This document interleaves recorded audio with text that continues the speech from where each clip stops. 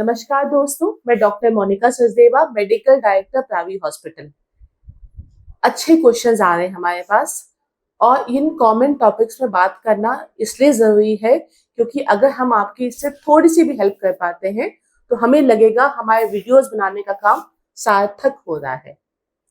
तो आज के 3 सवाल क्या हैं? गर्भधारण हो रहा है बट मिसकैरेज हो जाता है, बच्चे खराब हो जा रहे हैं, मतलब प्रेगनेंसी आ जाती है लेकिन मिसकैरेज हो जाता है। इसके कारण क्या है? हमें यह पता है लगभग हमारी 4 चीजें सही होनी चाहिए तब जाके प्रेगनेंसी आने का चांस होता है। पहला है अंडेदानी, सेकंड है बच्चेदानी, थर्ड है नले और फोर्थ है हस्बैंड का स्पर्म काउंट। अब इनमें कहीं भी कुछ दिक्कत हो तो या तो प्रेगनेंसी आने में दिक्कत होती है या मिसकैरेज होता है।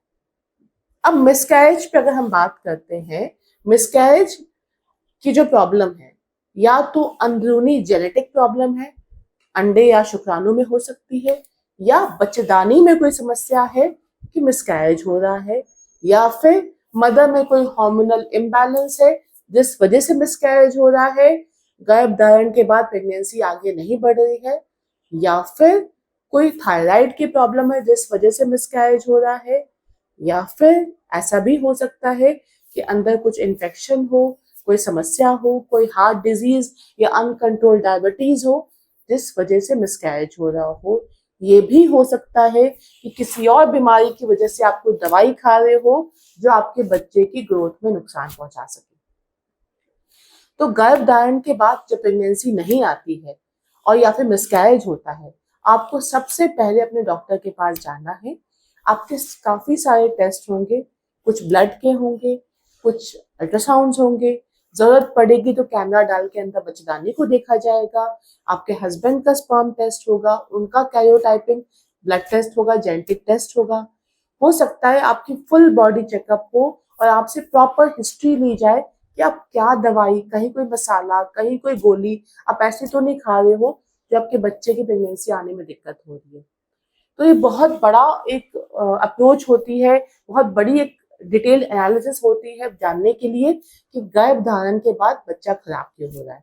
इसके लिए आपको डॉक्टर को संपर्क करना है।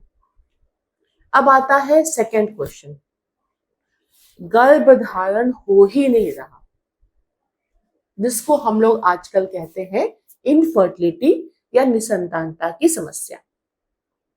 अगेन 4 चीजें चाहिए है प्रेगनेंसी लाने के लिए: अंडेदानी, नले, बच्चेदानी और स्पर्म काउंट।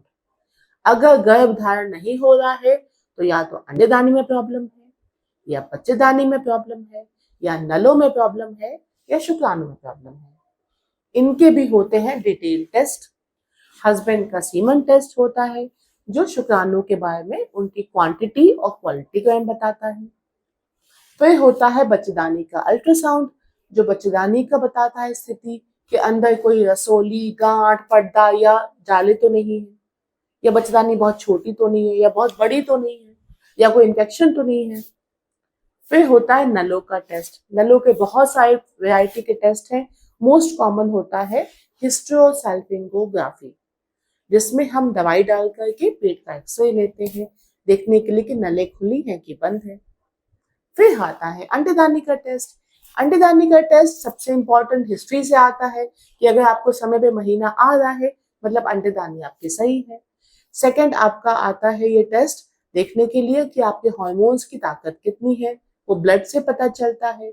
अल्ट्रासाउंड से हमें पता चलता है कि अंडेदानी में अंडे या फॉलिकल्स हैं तो कितने हैं, और अल्ट्रासाउंड से हमें ये भी पता चलता है कि आपका नियमित रूप में फॉलिकल बनता है कि नहीं, फूटता है कि नहीं। तो गर्भधारण नहीं हो रहा, उसके लिए कुछ टेस्ट होते हैं जिससे हमें ये पता चल जाता है। अब आता है आज का तीसरा सवाल कि गर्भधारण हो गया, 2 बच्चे हो गए, अब हमें बच्चा नहीं चाहिए। बच्चा नहीं चाहिए के लिए बेसिकली टेम्पररी कुछ मेथड्स होते हैं जो आप ले सकते हो, जैसे कि कॉन्ट्रासेप्टिव पिल्स हैं, जैसे कि इंजेक्शंस हैं, जैसे कि कॉपर टी है, और जैसे कि हस्बैंड कॉन्डम का इस्तेमाल कर सकते हैं, वाइफ न्यूवा रिंग जो कि वेजाइनल कॉन्ट्रासेप्टिव रिंग होती है उसका इस्तेमाल कर सकती हैं। इसके अलावा कुछ पैचेस होते हैं जो आप लगा सकते हो और आपके पीरियड्स रेगुलर आते रहेंगे, आपका अंडा नहीं फूटेगा और प्रेगनेंसी नहीं आएगी। फिर आता है कुछ परमानेंट मेथड। परमानेंट मेथड दो ही है। पहला, अगर हस्बैंड नसबंदी करा ले, या दूसरा अगर वाइफ नसबंदी करा ले, अपनी ट्यूब्स का लाइगेशन करा ले। तो अगर आपके 2 बच्चे हो चुके हैं, आपको प्रॉपर कॉन्ट्रासेप्टिव मेजर्स यूज कर सकते हो आप। सब के सब सेफ होते हैं, किसी में कोई समस्या नहीं होती है। तो डॉक्टर से संपर्क करके आप इन मेजर्स को यूज कर सकते हो। तो ये थे गर्भ धारण को लेकर के अलग अलग वैरायटी के क्वेश्चंस। नमस्कार दोस्तों।